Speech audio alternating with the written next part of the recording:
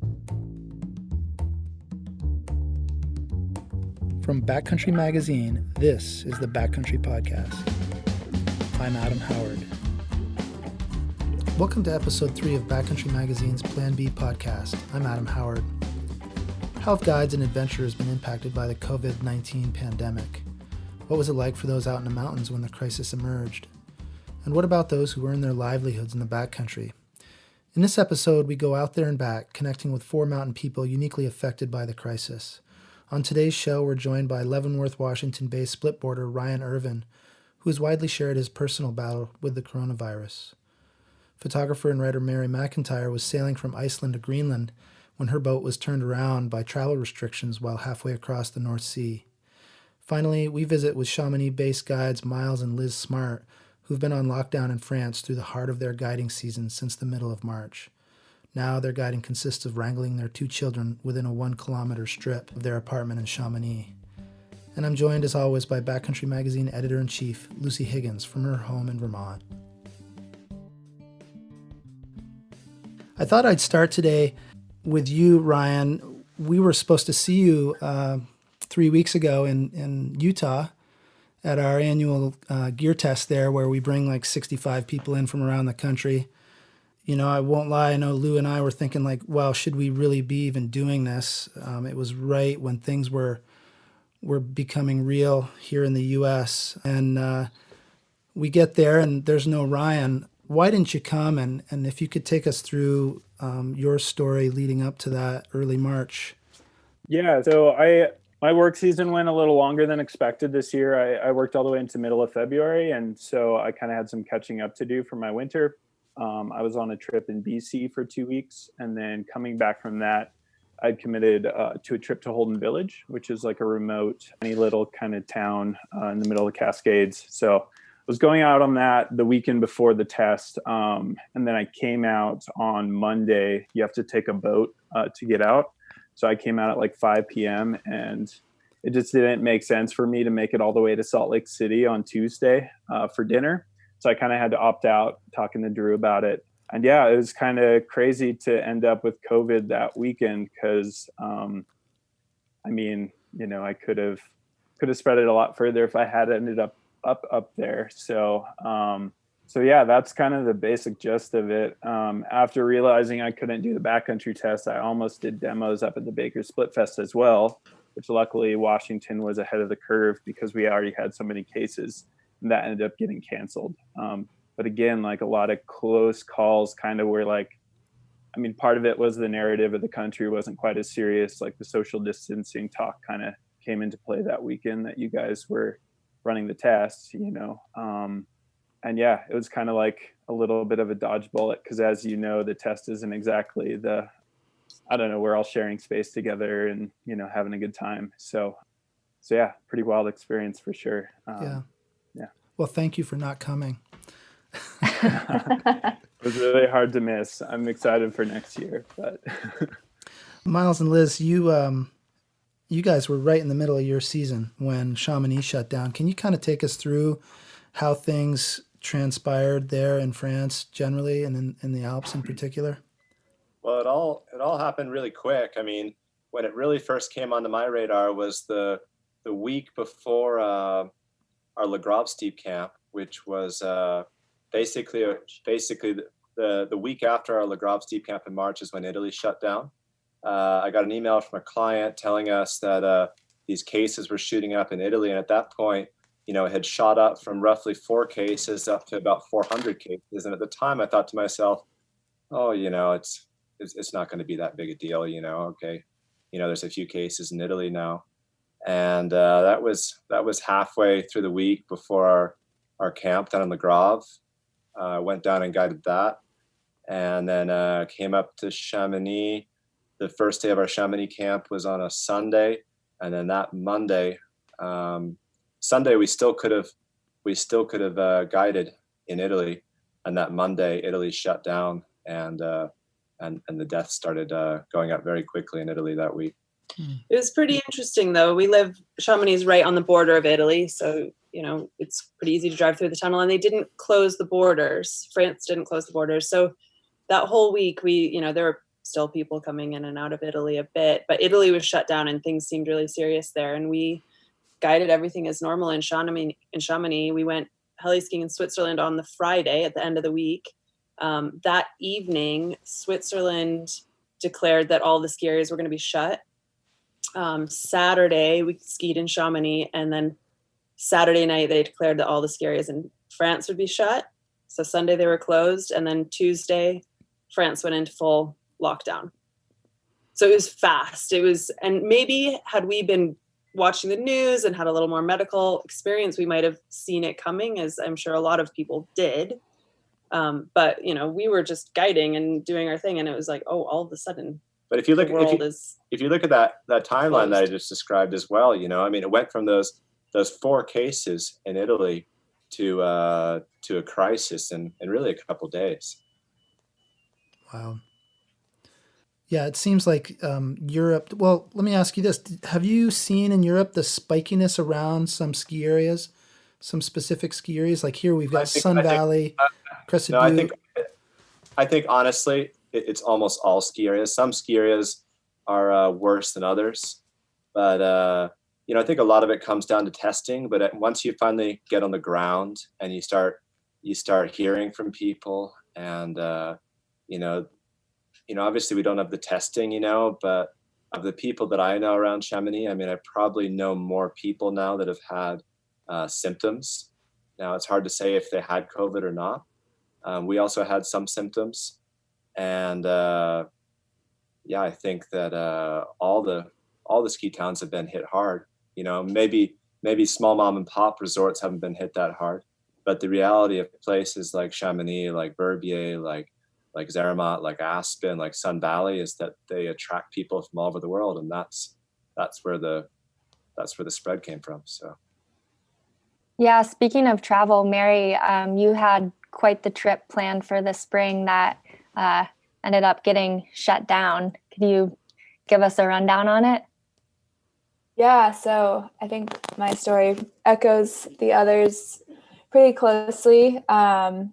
When I was planning to go to Iceland, and then we were sailing from Iceland over to Greenland and had about 3 weeks planned to ski up the west coast of Greenland before flying home.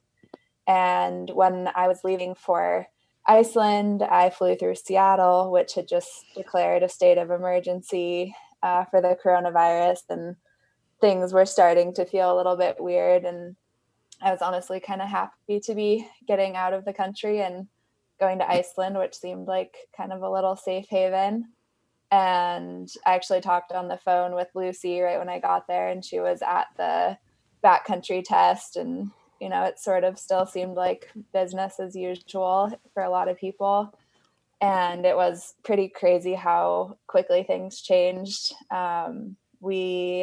Right before we left Iceland, we'd heard that Greenland might be closing its borders, but like a lot of people around the world, it didn't set in that would be happening so quickly. And so we got 24 hours into our 4-day sail crossing and found out that Greenland had indeed shut its borders to both air and sea travel. So we were in the middle of the ocean and had to pull a 180 and go back to Iceland. And yeah, it was pretty wild. We had people from Verbier and from Paris on our trip, and my friend from Verbier was joking about how she'd been in the gondola the week prior and they would cough a little bit so that no one would get in the cabin with them, because it's like, oh, it's funny, like if you cough, people might think you have coronavirus. And then literally like 7 days later, Verbier is shut for the season, like Italy's in lockdown, and Trump had ordered the travel ban while we were over there. So it was starting to really set in that things were changing quickly. How long were you stuck in Iceland before you could get home? Well, I don't know if we were really stuck. We just didn't realize how bad things were getting, I think. I only had Wi-Fi for maybe 20 minutes a day when we'd go to the cafe to check in. And even my mom was like, oh, you should stay and like ski a little bit while you're there. So we were planning to hang out for a little while, and we heard that the lines and the airports were really bad getting back into the US. Like there were some 8-hour waiting times to get back through JFK and Chicago. So everyone I spoke to was like, oh, you should like, don't rush back. And then by the time that we did realize it was kind of a rush to get back, we were on one of the last flights out. Like that week, everything really shut down and a lot of flights were canceled. And yeah, it was pretty weird. It is crazy how quickly that all shifted. I'm wondering too, for all of you here, I mean, you're all such active people. You typically have such busy springs. What have the past couple of weeks looked like for you now that you're home, everything's shut down? Our past 3 weeks have been pretty interesting because we have 2 small kids at home, normally childcare for our 8-month-old and 3.5-year-old. But we also, in France, they've restricted our movements, so we have to have a form to leave the house. You fill it out yourself, but it has the time and date and you sign it, and you're allowed to leave the house for necessary shopping, going to the doctor, and then you can do 1 hour of exercise per day, but it has to be within a kilometer radius of your house and no more than 100 vertical meters above your home. So we've gotten into road running because we live in the center of Chamonix, and we were lucky to get our son a little pedal bike. The local bike shop, they're not open for business, but they do online sales and they can sell things. So they were able to hook us up and get a little bike for him. So he rides his bike and we run. And but you can imagine it's a different lifestyle for sure. Well, it's a big change. It's a big change for us, and it's a big change for everyone in Chamonix. I mean, we're mountain guides now, and we're very active. But you have to imagine there's lots of professional athletes here. As the extreme sports capital of the world, that are at the peak of their career. That all of a sudden they're only allowed to go outside 1 hour a day. Basically go road running within a kilometer of their home. So it's very different here. And honestly, we actually have a lot of freedom here compared to people in Italy and people in Spain, where it's a lot more restrictive. Oh, it's Howie and I are out in the sticks, and we've talked about how nice it is that we have some freedom and some space to still get outside and take some walks. But yeah. Hard to imagine. What do the optics look like, Miles and Liz, as you're watching? You have family here, obviously, in the States. What are some of your thoughts on how the U.S. is dealing with it compared to Europe? Well, the whole thing of not having a national lockdown, I mean, we'll see what happens, but it doesn't really seem like things are going to get a lot better in the U.S. until there is a national lockdown or we have a vaccine, both of which seem like they're still a ways off. So, I could be very wrong, but they experimented with that in Italy. I don't know if you were following the news in Italy, but in the beginning they just had a lockdown in the Milan area and the area to the north there, and they tried that for a few days and they quickly realized it wasn't working at all. So even though you had other areas of Italy that had very few cases at that time, they quickly decided to go for that national lockdown. So we'll see what happens, but that's the big difference for us looking at it from what's happening here. Yeah, I think there's also a difference in the way the healthcare system works.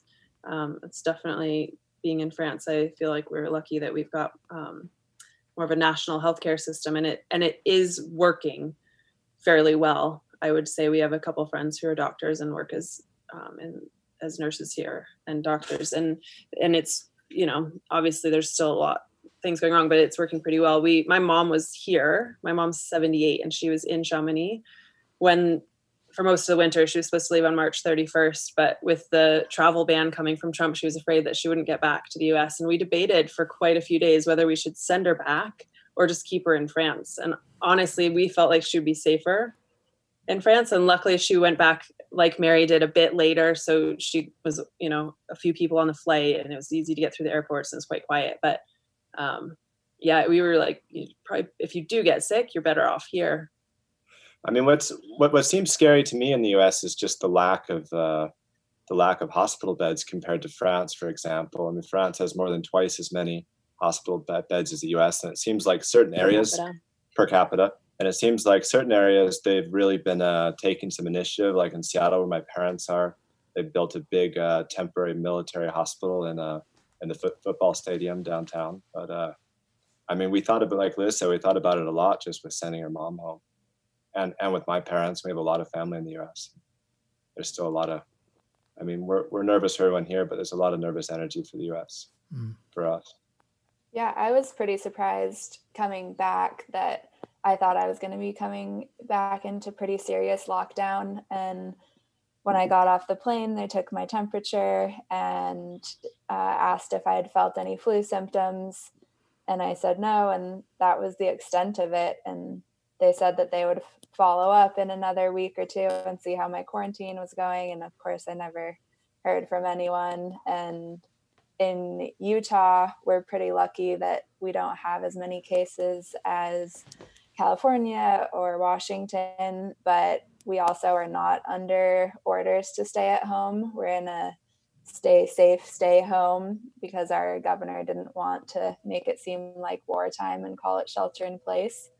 So, I mean, we can still go skiing here if we want to, which I haven't been and most of my friends haven't been, but it does seem pretty wild that we're watching everything happen in Spain and Italy and go really badly and like not really responding to that at all here. I think it's kind of scary to watch. I think the biggest fear comes with not having that national directive, because we have some states that are taking it really seriously and could potentially suppress that curve and, you know, mitigate that spread. But without a nationwide directive, I think as soon as those things are lifted, it's only a matter of time before it starts spreading to other areas and we deal with more waves of this, you know. So pretty intimidating for sure. Again, even here in Washington, it's almost, I mean, I guess I haven't looked into what Utah's rules are, but we're kind of the same thing. It's not like I mean, again, it's like a stay home, stay safe sort of thing, you know, and people shouldn't be going outside for non-essential business, but inevitably people do. And, you know, people kind of read between the lines on the step outside for a little bit of fresh air. And I mean, here in Leavenworth, they ended up closing all the gates to Icicle Canyon and all the backcountry access zones because people were still coming over from Seattle to enjoy our wilderness. And it's really hard because it brings up these kind of moral conversations of like, just because, you know, Lucy and Howie and I live in like the backcountry, like, should we be entitled to these trails, you know? So yeah, it's really tricky. And I think without, you know, leadership on that top level and like making those bold calls, it's kind of unsure what our future holds, you know? So. Totally. That came up yesterday in our conversation. We talked with a few people who are involved in climate change and environmental justice, and they spoke about lack of a top-down leadership a little bit, but it also presents an interesting opportunity for people much like yourselves who are really involved in the ski and the outdoor industry and your own roles for leadership. Have you guys been, I mean, we've been getting a bunch of PR emails about, you know, what the outdoor industry can do and this and that. What do you guys see your own roles as athletes and guides in this crisis? I think for me, at least, I think it's a really personal choice, at least here right now, to get out in the mountains. I have personally decided that it's not worth it for me, and I would just rather not have that chance that, you know, maybe I am skiing in Flatlight and there's an accident and I have to go to the hospital. But I think it is really hard in the position that I think all of us are in. It's just, it feels weird telling other people what they should and shouldn't do just based on what I believe. And I think that's where the top-down part comes in, because pointing fingers and like there's a lot of internet shaming going on, I know, within the climbing community and the ski community. And when it's just coming from a peer, I think it sort of sours things. And that's where it would be nice to just have a direct order, even if that was from like a local trail organization or someone who has sort of a broader reach than just person to person. Mary, have there been no orders like that in Utah?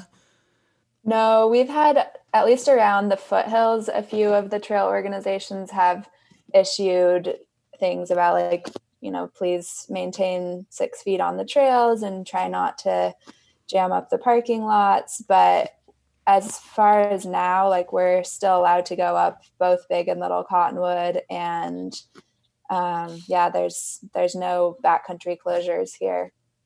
Here in Vermont, and I think two things about where we live. We're a small state, and much like where you're all from, with the exception of you, Mary, not even the exception of you, we're a destination in the winter, certainly, and in the summer. So no matter what we do or how well we do, if other people are choosing to come here, we really have a tough time. Our governor has recently asked anyone coming to the state, like a second homeowner or something like that, to quarantine for 2 weeks. But we still see quite a few out-of-state plates. Obviously, New York is a hotbed for this, and I've seen quite a lot of New York plates. Maybe they're just more front of mind. Yesterday or 2 days ago, we learned that Gunnison County, Colorado, has essentially shut down. Even second homeowners who own property in Crested Butte are not allowed in. They're obviously a hotbed. The second part of what I've struggled with is, the president does not have the constitutional authority to do a lockdown, nor really do the governors. So we're just not prepared as a democracy with 50 states and all these municipalities to really, as I see it, effectively deal with this. The hope might be that if coming out of this, when we get out of it, maybe something can be, there are some takeaways there. Miles and Liz, it's different there. Your social democracy is much different than it is here in the U.S. What are your thoughts on that? It's interesting, like what Mary was saying, that it's a bit, having responsibility for ourselves, because it's the law here. You're not supposed to go 100 meters from your house, 100 vertical meters, and you can't go more than a kilometer, but people are still doing it. In fact, a couple of days ago, there was someone who was ski touring up on Mont Blanc and fell and was found the next day dead. And that's tragic, but there are still people who are going out, and usually they get caught and they get a fine. Your first fine is 135 euros. And if you get a second fine, it's like 1,500 euros or something. 1,200. Wow. But, they're serious about it. Like if you have anything wrong on your form, if you've accidentally put the wrong date or put the wrong hour and you go out and they will fine you right away. They're trying to be really strict because they're, like Mary said, there's still so many people who are like, oh, well, it's fine. Like, I'm just going to go run on this trail. It'll be no big deal. But that's, the more people that are moving around, the more this is going to spread. It's hard to, like Mary said, you can't tell people no, even as guides, I'm not going to tell someone, no, you need to stop doing that. It's kind of like being the tattletale in your class. But I think like I said, if we can lead by example and just, stay home and honestly, Howie, I was more resistant to it in the very beginning, but as the days have gone on and we've seen what's really happening, it seems like that the measures are really quite good here, that we do have a hope here of flattening the curve and returning to normal at some point. I think for us as guides, there's some fear that the summer is pretty much a write-off for us. But there is some fear that things won't be back to normal for next winter. That's very far off, but that would be a real disaster for us as guides and really the whole ski industry. So I was in the same boat at the very beginning. I was like, this is ridiculous. Not that I didn't believe the intent of these rules, but to have your little local hill shut down and you're just skinning up a blue run and back down by yourself. I really struggled with the shutdown when that happened. We in the ski industry here, SIA, Snow Sports Industry of America, really got behind an effort, stay-at-home effort. And And then there was this whole social media shaming thing. And there's still people I follow, seems like specifically in California, that are still ski touring. Even though it's maybe totally tamed and cool, they're still posting about it. And I find myself increasingly like, don't want to see that. I mean, it's fine if you go skiing. That's, but I don't want to. Yeah. I don't want For to me, see it. for me, Hurts. for me, that's the worst right now. Is if people are leaders in the industry, and they're still posting about going out skiing. I do think that sends the wrong message now. Like you said, Howie, if people have to get out and exercise, they have to get out and ski tour. Then it's better if they do that quietly and don't encourage others. But it's the best idea. Yeah, I agree. My parents are just holed up at their cabin at Big Cottonwood, and my mom's skiing or snowshoeing every day, but she's, skiing 50, 100 vertical feet in corn with some of her neighbors and, staying 6 or 10 feet away from people. And I think for some people who live literally on the mountain, that is still the way to walk right now, because there's 10 feet of snow on the ground and it's the way to get fresh air. But yeah, I think if people like us or other peers are just posting about it a lot, and it almost seems like bragging, like this is what my quarantine looks like, or I'm still on vacation. And I think that's where it sort of just starts seeping in and feeling like bad. It's a very insensitive, humble brag, as Martin. Yeah, exactly. But that's the thing, it's just really insensitive because, we're all starting to know people who've been taken by this virus. It's real. And I think I'm the same. When it first started, I was like, oh, whatever, everyone's going to get it. We're all going to get a little sick. It's like the flu. This is not like the flu. This is something we've never seen before in our lifetime. And I think people need to start taking it seriously and be more sensitive.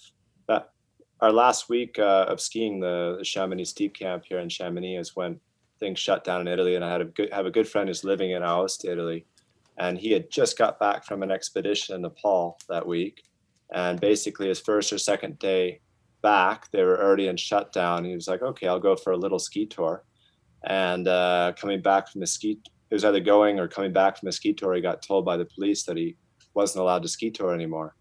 And he told me that evening. And at first I thought to myself, well, that's crazy, And then the next day I saw an Italian guide friend of mine in the lift line who lives here in Chamonix now. And she said, yeah, but the hospitals are getting overwhelmed right now. They can't deal with all these patients. And that's the first I'd heard of that. And that was we were still skiing. That was the beginning of the first lockdown week in Italy. And then, a few days go on and then we start seeing in the news that, not only can they not handle it, but they're literally having to turn people away. Mm. Ryan, you've had an interesting perspective kind of being on the flip side of this, actually being really sick and also using social media to speak out and advocate for people staying home. Could you speak a little bit to all of this through your lens? Yeah. I think it's really tricky because a lot of us live pretty non-conventional lifestyles for a reason to be able to pursue this. And, we're I feel like a lot of people are anti-establishment and you can't really tell me what to do. And we live these non-conventional lives for a reason. So I think it's really hard for us to adjust that. But like Howie said, it's only a matter of time before everyone is affected by this in some way or another. So yeah, it's been really tricky to see people luckily, I mean, the main narrative has changed and I feel like there's a lot of awareness around it, but there's still some folks out there that just don't seem to think that it applies to them. And I mean, the problem is once you start seeing a lot of cases in your area, it's already too late. So areas like Salt Lake that might not be a hotbed right now, I think it's unfair to assume that it's a safe place to lower your precautions, especially like we've noticed. I mean, people in our lifestyle get around a lot. We do a lot of traveling, so these areas that do see a lot of tourism, especially centered around the ski industry, are gonna we all have to alter our behavior, to make sure that the spread is limited. So yeah, it's tricky. There's a lot of moral, it's like trying to like define morality that we've never had to define before, so it's tricky. And I've thought a lot about how like maybe my way of thinking would have been different if I hadn't contracted COVID. But I think at this point, like we know enough to know that like we should all be doing something. And if modifying your lifestyle only takes like not posting your sweet ski photos on Instagram, that's a pretty easy compromise to make. If you are in an area and have enough skills to be able to like go out and ski without endangering yourself and your community, so yeah, I think we're all making compromises right now, and we should count our blessings. And if you still have skis under your feet, that's a pretty great blessing. And but then again, like encouraging that, especially when we have so many green people out there with fresh new beacons that don't even know how to use them, that sees that and like wants to work in that direction, idolizes that. It can be really dangerous, so Yeah, I thought we were all kind of on the same page about dialing back risk and being really careful. And then we had like 2 days of Wasatch last week where there were 20 plus slides and like 10 people caught and carried. And it was just like, oh my gosh, that's not where I want to be right now. I'm going to stay in the city and walk around the block. Miles and Liz, one of the things we've noticed in the States is frankly a backcountry boom. In certain places, tons of gear being sold and people going out and like, taking their beacon out of the box at the trailhead and so on, all these stories. And you guys were locked down prior to that sort of thing. And the culture around ski touring and being in the mountains in Europe is much different anyway. But it was staggering. And like Mary was saying, the Wasatch alone had something like 20 skier triggered avalanches last weekend. And we're thinking like, who are these people? That's a huge number for a regular January cycle, let alone April. Well, looking on the internet too, gear seems pretty cheap in the U.S. right now. Seeing some of my friends that are in retail, so maybe that has something to do with it as well. I think there's also, so many people are on lockdown and they kind of see it as like a vacation almost. And if you're fortunate not to have to work from home, then it can be kind of a vacation, but it doesn't mean you just get to like go out and do what you want. And I think also with the ski areas closing, people are like, oh, this is a great opportunity to learn to ski school or learn to ski tour. And that's actually when the lockdown started in France, there wasn't a limitation on how far you could go for the first week, at least.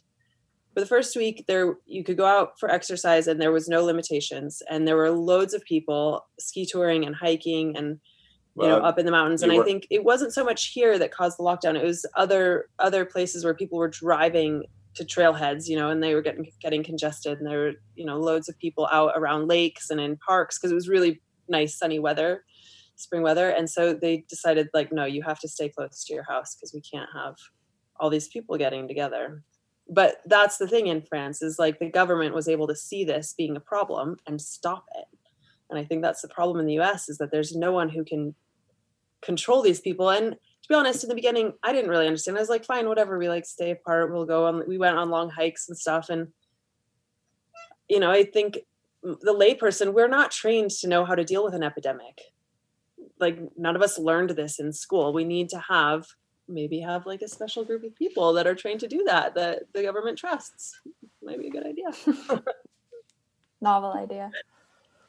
I think that is a good point in that this is unprecedented for so many people. I'm curious too, if you think ahead to next winter, how this will impact it in terms of travel, if people will be itching to get out to new places or more keen to just stay around and explore their backyard. And then also if there will be more backcountry education just based on the amount of slides we're seeing now. Just kind of curious how this might impact some trends. I mean, I think that business will be down for us. We will have less new clients, people that have never skied in the Alps, but we have such a good following of people that live for skiing. It's one of the most important things in their life. And if they have the opportunity to travel to the Alps again next winter, I'm sure they will. The folks that have skied with us in the past. But that's the big question: is are we going to be able to ski next winter? Where will we be able to ski next winter? And none of us know the answer to that right now. Yeah. What is France doing? We've just had this big stimulus that Trump approved, came out of Congress, obviously. A lot of it is directed toward not only small businesses, but also folks in the gig economy, like our two photographers here. What's happening in France? Is there any support there yet, or what are you seeing? Yeah, we have there's actually quite a bit of support. So there's a stimulus here for the month of March for all small businesses and independent employees, independent workers get 1,500 euros. And then also if you had to give up your job to take care of your kid when the school is shut, if someone had to stop working to take care of your kids, then you get an extra up to 800 euros. That kind of depends on what your income was to begin with. And there will be something. And then there's some other things. If you don't fall into like a normal category, there's two other kind of social security organizations that are giving other money. And then you don't have to pay your rent, any utility bills, all of that can be deferred to later, and all of your taxes can be deferred if you pay monthly. So there's they're definitely doing a lot. And we haven't had, I think the way the unemployment works is a bit different here. So we haven't had the spike in unemployment as you've seen in the US because, the government is set up to kind of cushion people in a way that's a bit better, that people can kind of ride it out, I guess. The biggest difference that I'm aware of with the stimulus here, I mean, there's a lot of those other things that Liz talked about, but is that my understanding in the US is that everybody essentially gets the stimulus below a certain income level, versus here, if you're still working, there's not so much of that money. It's only if you're not able to work right now because of the crisis. Ryan and Mary, are you seeing any potential benefit from the stimulus? Have you looked into it? The only thing that I've been reading about is the small business loans, and a lot of those are directed at people who are paying out other contractors under them or who have employees. So for me personally, the idea of taking out a loan, even if it's very low interest, is not something I want to do unless I really have to, because coming out of this whole pandemic with another loan is just kind of scary, not knowing when things will rebound, especially in the freelance writing and photography world, and just having one more thing to pay off. So I personally have not gone very far into it, but yeah, I don't know. Ryan, have you looked into it at all? Yeah, kind of the same thing. It almost feels like a Band-Aid on a, giant flesh wound or something. I mean, I'm luckily in a pretty good spot because, like I said, I did Christmas lights this year a lot longer than normal. I did a lot of takedown in Denver this year, and I worked all the way into the middle of February, which unfortunately made my winter about 3 weeks long. It's kind of paying it forward for a great spring season, and obviously that didn't really happen. But luckily, I'm not in a terrible place financially. But because of my circumstances, I don't qualify for unemployment or anything. So I'll get the one-time check, but that's about it. But luckily, I'm in a lot better shape than most of my peers, especially here in Leavenworth. Our town is super reliant on people traveling through. So pretty much everyone is laid off right now. And our cost of living is very, very high. A $1,200 check is going to pay rent 1 month. And then everyone's going to be in the same problem next month. So it's tricky, hopefully they realize that people need more help, and maybe a second bill will be passed that won't be so centered around corporate interests and such, but that might be optimistic. Yeah. I know that I think one of the things that we're looking into is this payroll protection plan, which essentially is there to keep folks on the payroll so they don't go on unemployment. And that seems frankly like that's a good concept. It's too bad it took them so long to come out with it because the unemployment numbers are staggering here nationwide. Yeah, if they'd had that a few weeks ago, I think we would have a very different unemployment scene right now, because all the restaurants, any of my friends who are servers have been out of work for weeks now. Yeah. I think The this latest I saw was another 2 million or 3 million or something like that applied this last cycle. So what, we're up to 5 or 6 million people on unemployment. It's pretty crazy. And a lot of those folks obviously have lost their insurance too. So even though our COVID tests are free, if they end up in the hospital, they're going to have a pretty hefty bill on the other side of things. So it's definitely exposing a lot of issues, that we are dealing with here in America. So that aren't necessarily new. I think that a lot of this is even if ski areas open next winter, I think that the ski industry is going to be really dramatically affected by this. Because like Miles said, yeah, there's people who are going to ski. They're diehard skiers. It's what they want to do and they're going to make it happen. But there's a lot of people which skiing was the extra thing. And after this, with so many people losing their jobs and then even people that keep their jobs, like it's going to be some tight times. Yeah, it's pretty grim, pretty dire. Let's hope for a quick rebound once we get through the meat of this. Lou, what are you seeing? We are in our downtime, which is actually a bit of a silver lining. We have a little bit of time to get our ducks in a row, and hopefully advertising doesn't fall off too much, and just pretty steady on. Yeah. Got a lot of stories lined up for the fall, and we're in pretty good shape, actually, which is good. Yeah, we're part of a bigger company. We publish Alpinist and Cross Country Skier and Mountain Flyer, which is a mountain bike title. The ski pubs, as Lou said, we're kind of in our trough, if you will, of where we would normally be, with the exception that we would normally be traveling and skiing right now. Alpinist, however, Mountain Flyer, they have deadlines coming up in a little under a month and a little over a month, and they will certainly be way off on advertising. So we're trying to do our best to encourage people without begging to buy a subscription or a hat or something. I do feel pretty good. Lou's helped me, as have some other editors, with a statement. We have not come out publicly with a statement that you've all read 1,000 of from your various organizations. My first crack at it was, greetings. This is our obligatory coronavirus statement. Have a nice day. Signed Howie. But we're actually going to go out with the real thing tomorrow, which is basically from a bit of an experience I had on the Haute Route in 2008 with Gordy Skoog.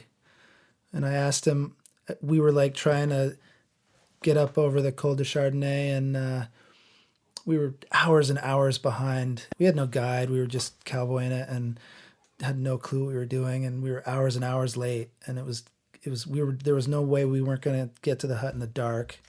And I asked him what plan B was, and he says, plan B is to make it.